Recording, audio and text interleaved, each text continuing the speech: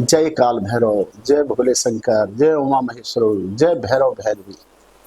अब मैं आपको थोड़ा सा ग्रहों पर चर्चा करना चाहता हूँ। भगवान तुलसीदास जी ने भगवान की उपाधि इसलिए देंगे कि वो हमारे भगवान, उन्होंने हमें भगवान से मिलाया तो भी भगवान है। उनकी रामायण, उनकी रामचरितमानस पढ़ के ही हम शुरुआत हुई।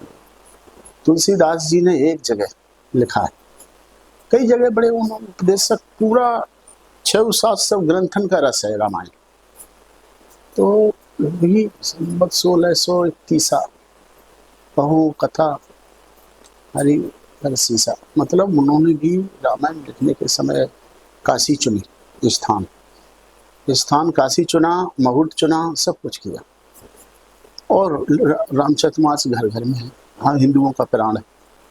तो वो इतना विद्वान थे या वो भक्त थे, तो वो विद्वता ने स्वतः ही आ रही थी बजरंगबली की कृपा से। एक साधे सब सदे, सब साधे सब। उन्होंने, कृष्ण भी पूर्ण अवतार थे भगवान के, विष्णु के, लेकिन उन्होंने राम को ही चुना। एक जगह तो गए तो कह दिया, कित मुरली कित चंद का कित गोपिन के साथ, अपने जन के कारण से कृष्ण भय रघुनाथ। तो कृष्ण भी रघुनाथ के रूप में ही मिले तो भी वो उनको माने। इतना स्थिरमति, इतना अच्छा लगो। मैं मानता हूँ स्थिरमति सब चीज की जननी है। अब ग्रहों पे मैं थोड़ा बात करना चाहता हूँ। ग्रह भगवान की देन है, सब कुछ भगवान का है, सिस्टम भगवान का है, और ग्रहों की बैठक भगवान की, किसको कितनी दूरी पर है, ये सब भगवान का नियम है, काल का नियम है, महाकाल का है, भैरव का है, कोई दुनिया चला रहा है। तो ग्रहों पे मैं बात करना चाहता हूँ। प्रमुखता 9 ग्रह, कुछ छोटे ग्रहों की खोज हुई, वो भी अरुण वरुण, वो भी 9 की जगह 11 मान लिए गए, लेकिन आज भी अस्तित्व में 9 ग्रह जाते हैं, और महाअस्तित्व में 5 ही ग्रह जाते हैं, 7 ग्रह। महाअस्तित्व में 7 ही ग्रह आते हैं, जैसे 7 दिन, उनमें राहु केतु का स्थान नहीं होता, लेकिन ज्योतिष में राहु केतु का प्रचंड स्थान। 9 ग्रह हैं, वो छाया ग्रह हैं, वो कोई ऐसे नहीं दिखते, लेकिन छाया के रूप में काम करते हैं, जबरदस्त काम करते हैं। वो छाया जब वो, जैसे केतु का उदय होता तो सूर्य या चंद्र की भी रोशनी फीकी पड़ जाती, इतना तगड़ा चमक आती आकाश में, धूम केतु आते हैं।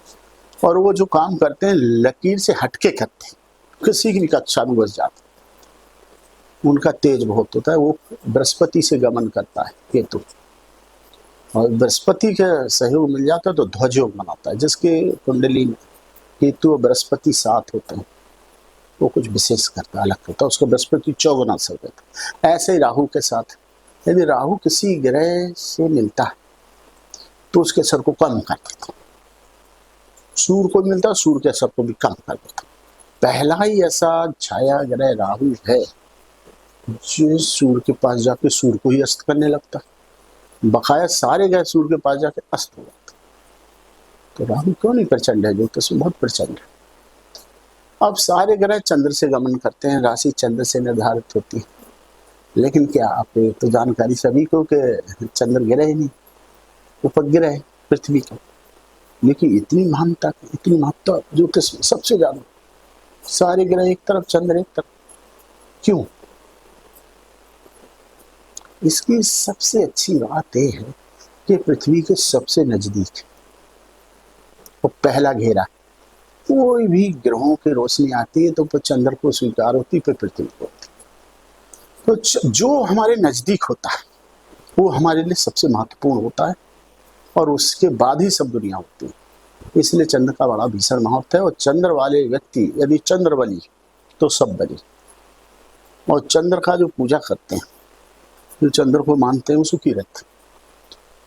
भगवान शिव के सिर पे चांद लगा, सारी शक्तियां उनके पास, शक्ति का इंगित चंद्र करता, और शक्ति यदि और तरी भैरव शिव के ही सिर पे देखो, ये अदुल शक्तियों के शिव परिवार पे, इसी पे सब देखोगे चंद्र, यानी शिव को, शिव उस समय से ही चंद्र को महत्व दे दिए थे,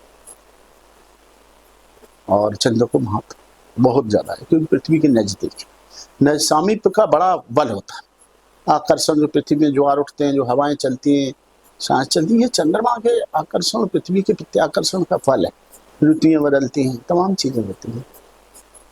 तो समीप का ये ध्यान देना चाहिए कि जो हमारे समीप है, इस बात से एक ध्यान रखो, जो हमारे समीप है, माँ है, बाप है, भाई है, बहन, ये सबसे ज्यादा तुम्हारे लिए कारसज, इनको कभी दुखी नहीं करना चाहिए।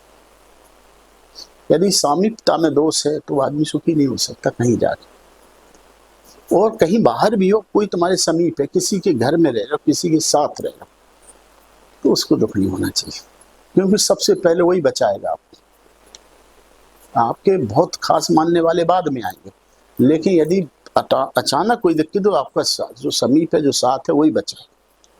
तो ये चंद्रमा का गुण है। जय काल भैरव।